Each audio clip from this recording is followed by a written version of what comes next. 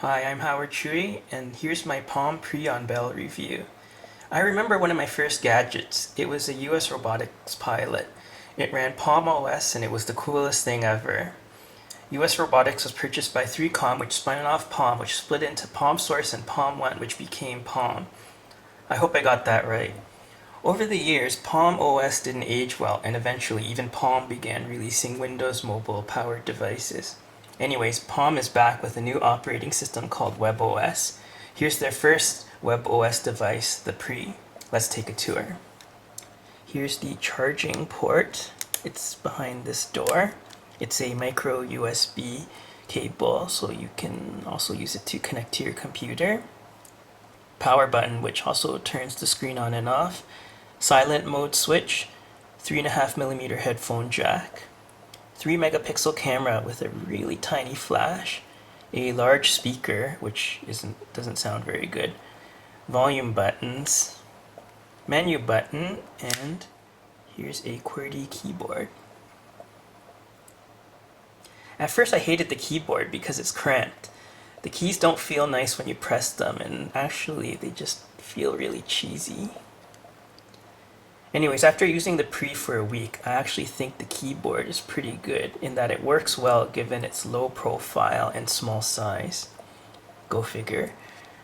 Normally the Pre comes with a shiny back. This one has the optional touchstone back, which allows you to use it with this charging stand. You see it's charging now. Notice there are no metal connectors. It's an induction charger, and the stand has a nice weight to it so it won't move around. And it has magnets. Neat. While I wouldn't say it feels cheap, the Pre's build quality is not up to its competitors. There are really sharp corners when you open it, and it only slides nicely when you open it at certain points. You see here, it doesn't like to open. It doesn't work well when you do it here. Build quality aside, I really like the form factor. It really feels nice in your hand. See, it's just big enough. Now on to WebOS. So the WebOS is a multitasking operating system. You can launch programs by choosing any of these icons. You can also do this to bring up more programs. So you can swipe left and right, and you can go up and down. You can launch programs like this. So I just open the browser. Let's open my calendar, the phone book. You can also bring up the launcher like this. Let's open another web browser session.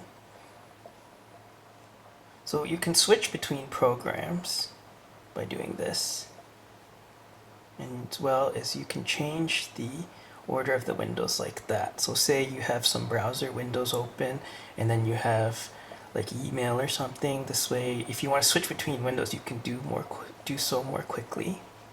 And when you're done, you can close programs like this.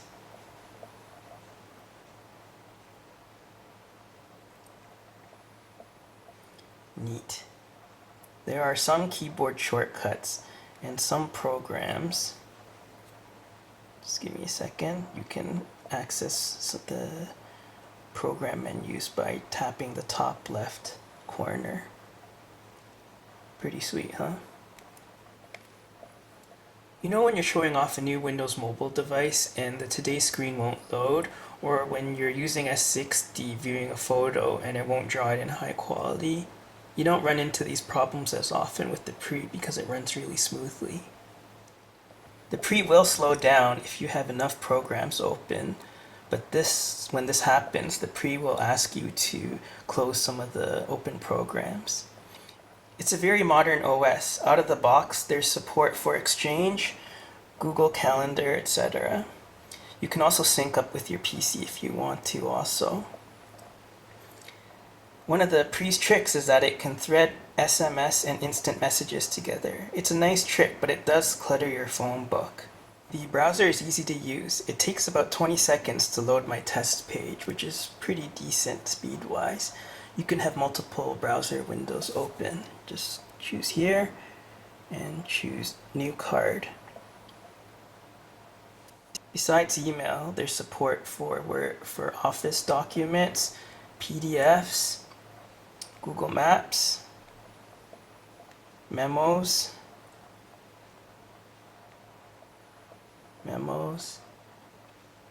and you can download more programs using this app catalog program. The camera lacks autofocus. I found it to be average. There's no support for video recording.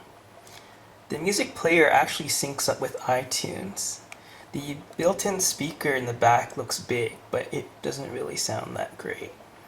RF performance is about average, while sound quality is quite good. Now let's talk about battery life. Remember the Palm 3, Palm 5, and Palm 7? I think this Palm should be called the Palm 12 based on its 12 hours of battery life that you can expect if you use all the Pre's functionality. Seriously though, battery life depends on how you use the Pre, but that said, the Pre does have pretty awful battery life. The best way I've found to extend the battery life is to only use instant messaging when you need to. If you do that, the battery life can be acceptable. Now I have some crazy theories about the Pre and its battery life, perhaps in a stroke of evil genius.